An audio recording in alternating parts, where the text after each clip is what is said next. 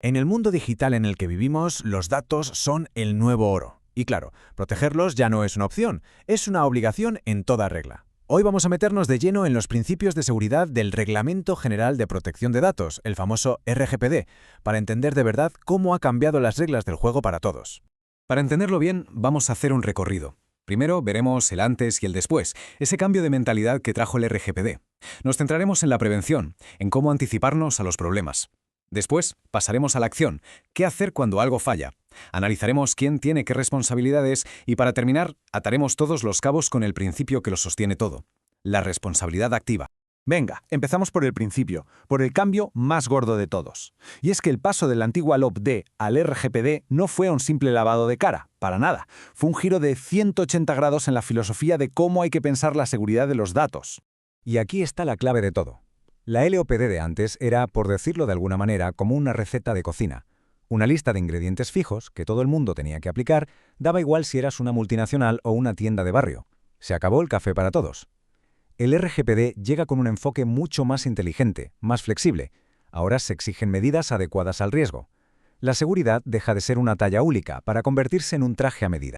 Entonces, ¿qué narices significa eso de adecuado al riesgo? Pues significa que hay que mirar la foto completa. El RGPD obliga a pensar no solo en qué tipo de datos se maneja, sino también en cuánto cuesta la tecnología para protegerlo, en el contexto en el que se usa, y lo más importante de todo, en el impacto real que podría tener una fuga de datos en la vida de las personas. La protección se vuelve por fin contextual, y por lo tanto muchísimo más eficaz. Y claro, esto nos lleva de cabeza a la prevención. Si la seguridad ahora depende del riesgo, el primer paso, por pura lógica, es entender bien a qué riesgos nos enfrentamos. Cualquier estrategia de seguridad que se precie bajo el RGPD arranca con un análisis de riesgos, siempre. Pero, ¿qué pasa cuando ese análisis nos dice que lo que queremos hacer supone un alto riesgo? Ah, amigo, en ese caso, el reglamento pide sacar la artillería pesada. Y esa artillería es la evaluación de impacto sobre la protección de datos, la EIPD. Es sin duda la joya de la corona de la prevención. La idea es muy potente: analizar, identificar y minimizar los riesgos de un proyecto antes de que se ponga en marcha. Es como hacer un estudio de seguridad previo para garantizar que los derechos de las personas están protegidos desde el minuto cero. Pensemos en casos de alto riesgo. Por ejemplo, crear perfiles automáticos de personas que puedan afectarles legalmente, o vigilar de forma masiva una zona pública. En situaciones así, la AIPD obliga a un análisis súper detallado. Hay que valorar el volumen de datos, cuánta gente está afectada. Al final, todo se resume en una idea potentísima: la responsabilidad activa. La carga de la prueba cambia de bando. Ahora es la organización la que tiene que demostrar que ha hecho los deberes y ha mitigado los riesgos. Pero bueno, seamos realistas. Por muy buena que sea la prevención, la seguridad infalible no existe. Los incidentes pasan. Así que vamos a ver cómo se gestiona una crisis de verdad, cómo notificar una brecha de seguridad. Un momento. Antes de seguir, una pregunta que parece tonta pero no lo es. ¿Qué es para el RGPD una violación de seguridad? Porque, ojo, la respuesta es mucho más amplia de lo que la mayoría de la gente cree. No es solo un ciberataque. La definición es increíblemente amplia, de verdad. No hablamos solo del hacker de las películas, que se ha perdido un portátil de empresa con datos de clientes. Es una violación de seguridad. Que se han borrado por accidente registros importantes. También lo es. ¿Un empleado ha cotilleado una base de datos a la que no debería tener acceso? Pues sí, efectivamente, eso también cuenta. Y cuando pasa algo así, se activa una cuenta atrás que da vértigo. El número que hay que grabarse a fuego es este: 72. 72 horas. Ese es el tiempo máximo para notificar la brecha a la autoridad de control, como la Agencia Española de Protección de Datos. 3 días, ni un minuto más. Y el cronómetro empieza a correr justo en el momento en que la organización se da cuenta del problema.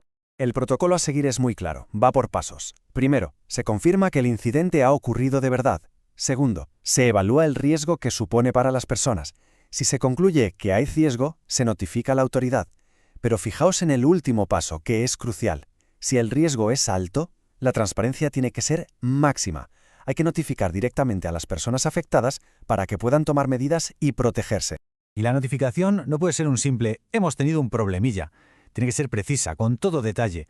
¿Qué ha pasado? ¿Qué tipo de datos? ¿Y cuánta gente se ha visto afectada? Y sobre todo, explicar qué se está haciendo para arreglarlo y para que las consecuencias sean las menores posibles. En una crisis de datos, la transparencia no es negociable, es una obligación. Muy bien, ya hemos visto la prevención y la reacción. Pero para que todo este sistema funcione en el día a día, se necesitan unas estructuras de gobernanza bien montadas. Vamos a ver quiénes son los protagonistas y qué herramientas tienen. Y en el centro de esta nueva forma de gobernar los datos, el RGPD creó una figura que es absolutamente fundamental, una especie de guardián de la privacidad, el delegado de protección de datos, el DPD.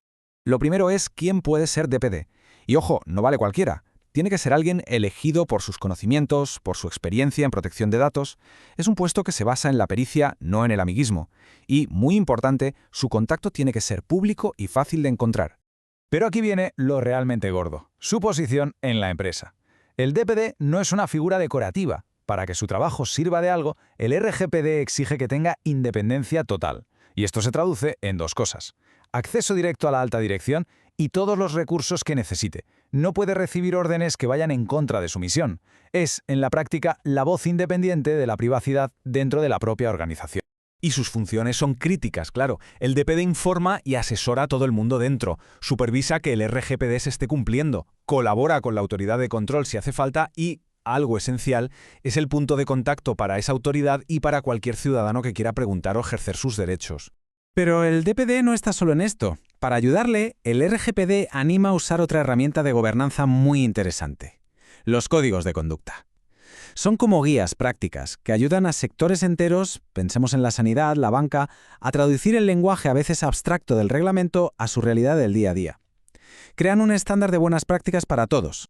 Y con todo esto llegamos al final. Si tuviéramos que resumir toda la filosofía de seguridad del RGPD en una sola palabra, esa palabra sería, sin ninguna duda, responsabilidad. Hay una frase que lo clava, que lo resume todo a la perfección. La IPID es una herramienta esencial del principio de responsabilidad activa. ¿Y qué significa esto? Pues que la protección de datos ha dejado de ser algo reactivo, de esperar a que pase algo. Ahora es proactiva. Se trata de anticiparse a los riesgos y de poder demostrar, antes de que nada ocurra, que se han tomado todas las medidas posibles para proteger a las personas. Y cerramos con una pregunta para la reflexión. El RGPD no es una checklist que se rellena una vez y ya está. Es un organismo vivo que respira. Así que la pregunta final que queda en el aire es esta. En un mundo donde las amenazas y la tecnología cambian cada día, ¿están nuestras medidas de seguridad a la altura? ¿Son de verdad dinámicas o nos hemos quedado anclados en una foto fija del pasado?